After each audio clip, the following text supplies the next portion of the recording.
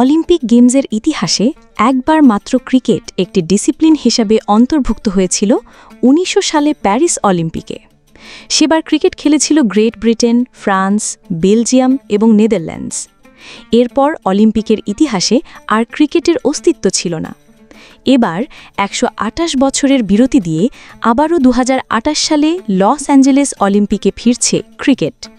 কিন্তু অলিম্পিক কমিটির এক অদ্ভুত নিয়মের কারণে ২০২৮ অলিম্পিকে অংশ নিতে পারবে না বাংলাদেশ, পাকিস্তান, শ্রীলঙ্কা কিংবা নিউজিল্যান্ড সহ বেশ কিছু ক্রিকেট পরিচিত দেশ। আইসিসিও আবার অলিম্পিক কমিটির সেই অদ্ভুত নিয়মে সাড়া দিয়েছে। প্রসঙ্গত, লস অ্যাঞ্জেলেস অলিম্পিক ক্রিকেট ইভেন্টে নারী পুরুষ দুটি স্বর্ণের লড়াই হবে। খেলা অনুষ্ঠিত হবে টি-20 ফরম্যাটে। দক্ষিণ ক্যালিফোর্নিয়ার পোমোনায় ফেয়ারগ্রাউন্ডসে অনুষ্ঠিত হবে অলিম্পিক গেমসে ক্রিকেট ইভেন্টের সবগুলো খেলা। জানা গেছে, অলিম্পিকে এবার নারী এবং পুরুষ দুই বিভাগে অংশ নেবে ৬টি করে দল। প্রতিটি দলে থাকবে ১৫ জন করে খেলোয়াড়। আন্তর্জাতিক অলিম্পিক কমিটি আইওসি ক্রিকেট ডিসিপ্লিনের জন্য লিঙ্গভিত্তিক ৯০ জন করে অর্থাৎ ১৫×৬ ৯০ জন অ্যাথলিটে জায়গা বরাদ্দ দিয়েছে।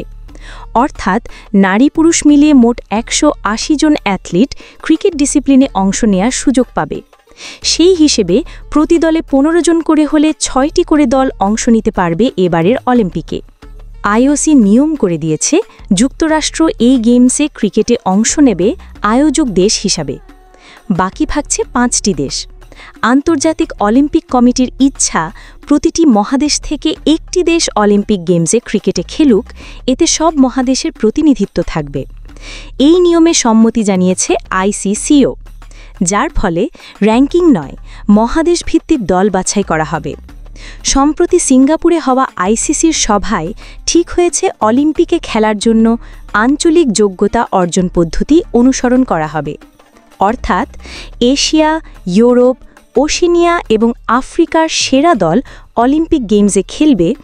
ফলে আয়োজক দেশ এবং ৪টি মহাদেশের একটি দল ধরলেও বাকি থাকছে একটি জায়গা।